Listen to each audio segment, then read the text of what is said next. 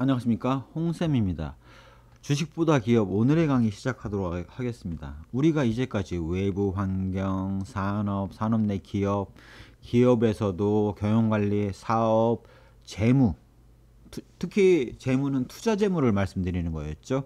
그래서 투자 재무를 위한 부분에서 오늘 다룰 부분은 차입 구조에 관련된 부분입니다.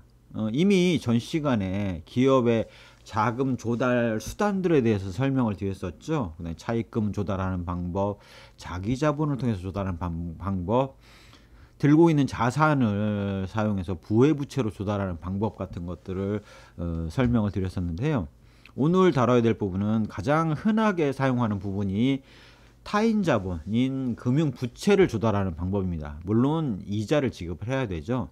그래서 이제 그 조달한 타인 자본인 금융 부채의 내용들을 통해서 기업의 건전성을 파악하는 방법을 설명드리려고 합니다. 대부분의 경우는 이런 투자 재원을 마련하기 위해서 대출을 사용해서 차입금을 쓰는데요. 회계상의 기장은 금융 부채로 돼 있을 수도 있고 차입금으로 기재가 돼 있는 경우도 많습니다. 우리나라에서는 주로 차입금으로 기재를 많이 하죠. 1년 안에 회수될 거는 유동성 차입금, 유동차입금이라고 얘기하죠. 그 다음에 1년이 넘는 기간에 지급해야 될 차입금은 비유동차입금이라고 얘기를 하기도 합니다.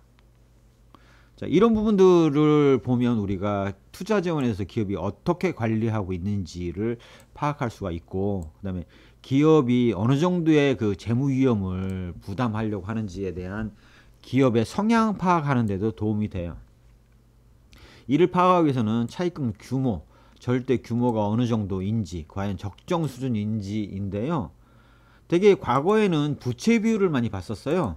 자기 자본으로 부채를 얼마나 커버할 수 있냐, 뭐 이런 것들을 봤었는데, 그런 흐름들이 기업의 그 부실화하고는 걸맞지 않기 때문에 최근에 보는 것들은 과연 영업에서 번 돈을 가지고 이자 비용을 지급할 수 있느냐를 따지는 에비타 나누기 금융 비용, 내지는 총 차입금이 그 에비타 내지는 총 영업활동 현금에 해당되는 금원 가지고 몇 년분에 해당되는 거냐. 즉 이미 그 투자 재무 구조에서 설명드렸다시피 기업의 경우는 영업활동 현금은 3개년을 모아서 1차 투자를 하고, 그 다음에는 차입 조달을 한 자금을 3개년에 걸쳐서 시설 투자를 한 결과 영업활동 현금이 3개년에 걸쳐서 나오면 그 돈을 갖고 상환하는 구조를 짠다라고 말씀드렸지 않습니까? 즉 영업에서 번 돈의 총 차입 규모가 3배 이상이 되면 그거는 좀 그 위험 부담이 높은 거라고 볼 수가 있겠죠. 그래서 기본적인 의미는 돈 버는 것 대비 얼마까지 그 이자를 부담할 수 있고 차입금을 부담할 수 있느냐라는 것들을 통해서 적정성을 판단한다고 보시면 됩니다. 즉 이렇게 되기 위해서는 본원적인 영업활동이 전제가 돼야 되는 거죠. 영업활동상 에비타가 나오지 않거나 영업활동 현금이 나오지 않는다라면 다 꽝이라고 볼 수가 있습니다. 또한 관리하는 구조로 봤을 때는 단기성 차입금과, 즉 단기성이라는 거는 이런 걸 얘기하는 거죠. 유동 차입금, 1년 이내에 상환해야 될 차입금과 장기 차입금, 비유동 차입금을 얘기하는 거죠. 그런 것들의 구성도 볼 수 있는데요. 예를 들어서 모든 차입금이 단기성으로만 구성되어 있다면 올해 안에 갚아야 될 차입금의 부담이 높기 때문에 그거에 대한 대책이 필요할 겁니다. 이런 거를 갖다가 유동성 대책이라고 얘기를 하죠. 과도한 단기화는 유동 위험이 높고 장기 차입금으로 많이 가져갈 수 있으면 이런 위험이 적긴 한데, 그렇다고 하더라도 뭐 장기이긴 한데 뭐 내년에 다 몰려 있다거나 이렇게 되면 그 만기 집중이 돼 있다라면 위험하다고 할 수 있고요. 적정 수준에서 이런 관리를 하는 게 필요합니다.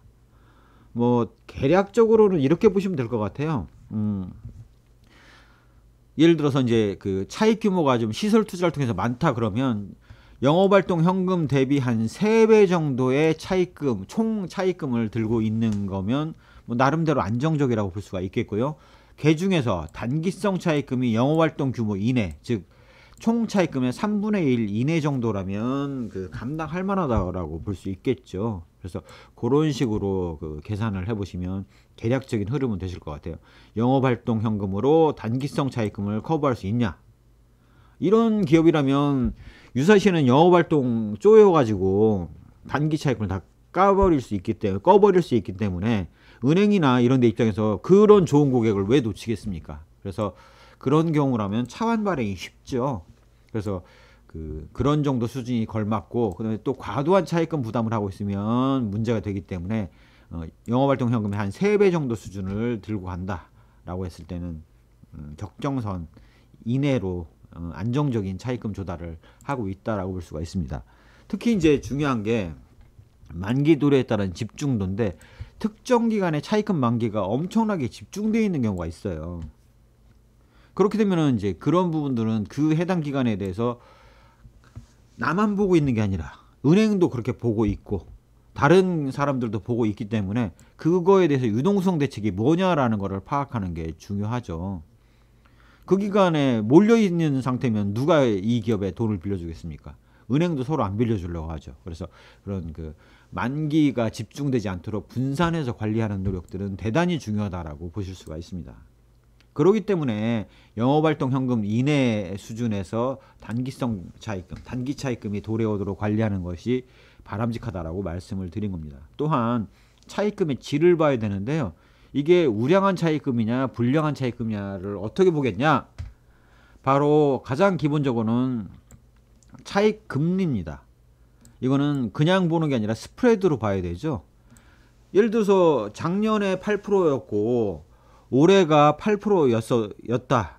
그러면 스프레드 차입금리는 차이가 없는 것 같은데 막상 작년보다는 올해가 금리가 올랐지 않습니까? 그러면 스프레드는 줄어든 거예요.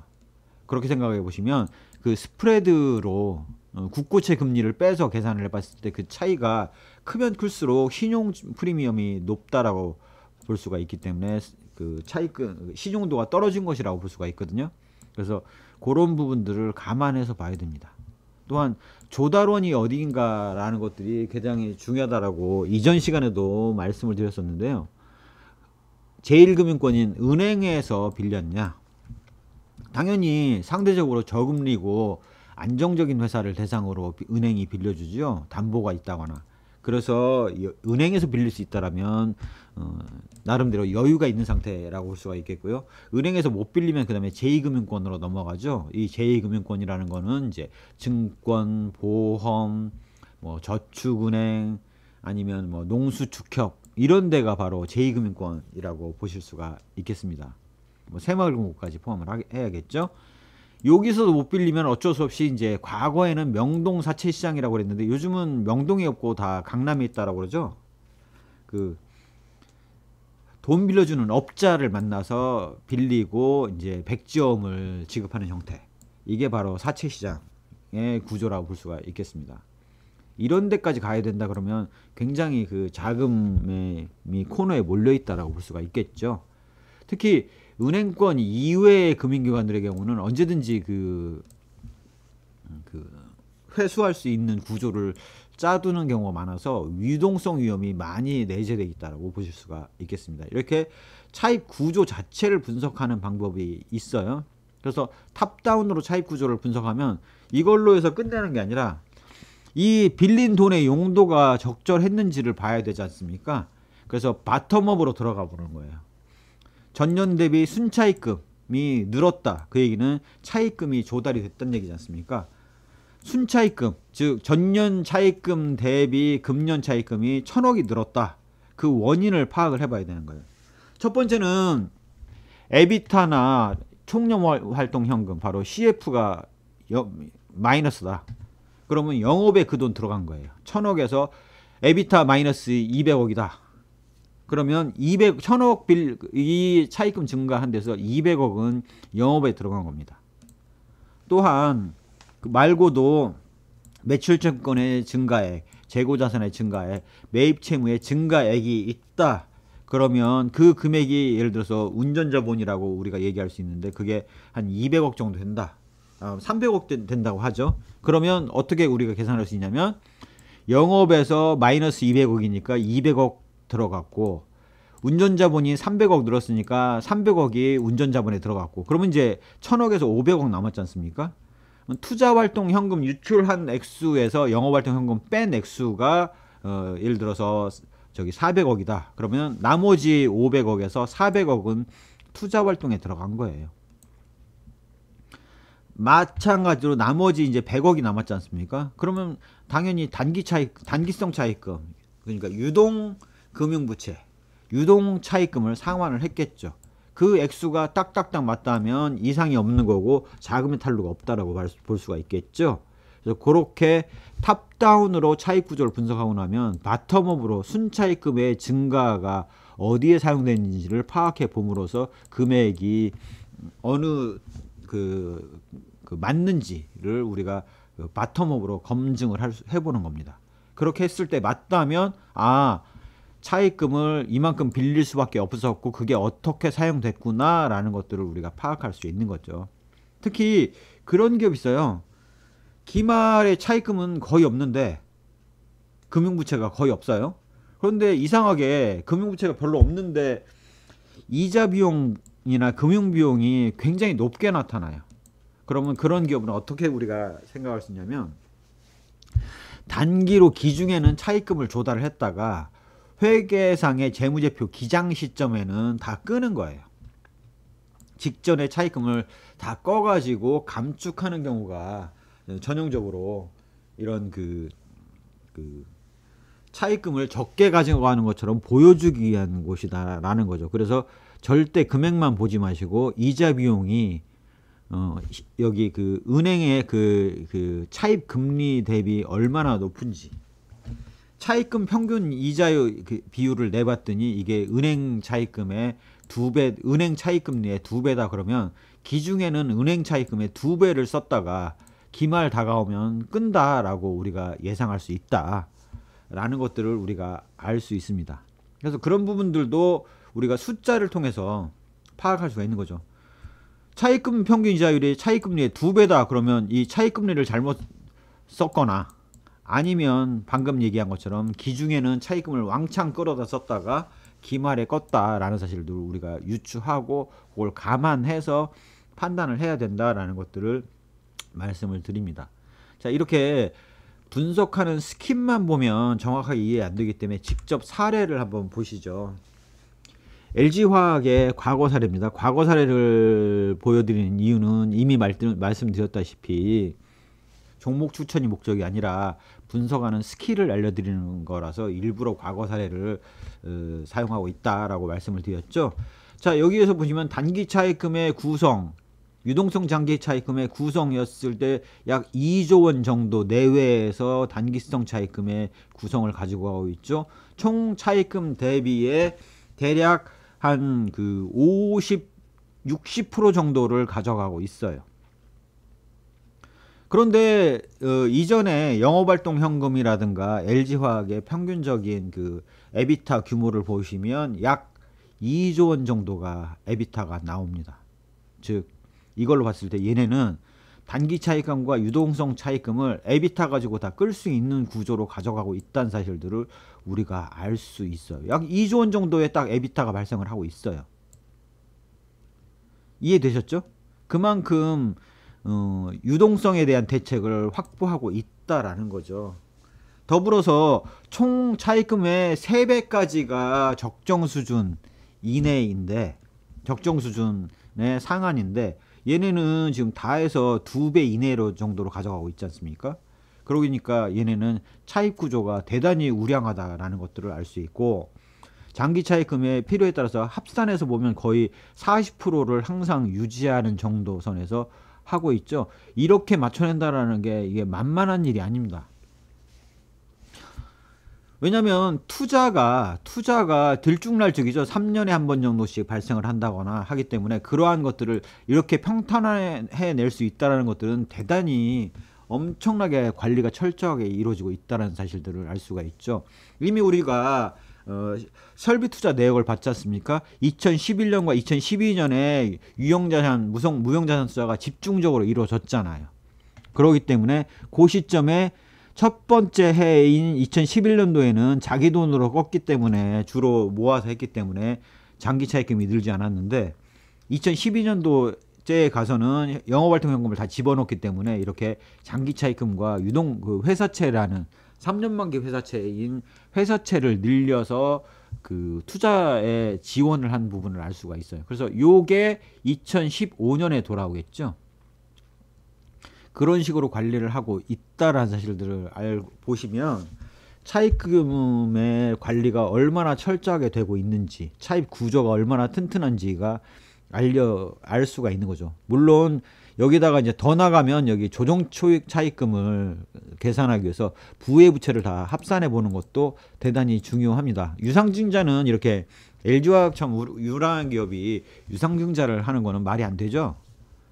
그래서 그렇게 생각해 보시면 그 흐름을 알 수가 있고요. 그 다음에 만기 도래 현황이에요. 1년 미만에 도래하는 현황. 당연히 다 2조 이내로 거의 그 영업활동 현금으로 다 끌 수 있는 구조를 갖고 있고 2년 이하, 3년 이하 이렇게 평탄화해서 관리를 하고 있고 투자가 집중적으로 이루어진 두 번째 해인 2012년도에 5년 이하, 그 3년, 2년을 넘어가면서 5년 이하인 금액들의 장기 차입금들을 늘려 가져온 걸 알 수 있죠.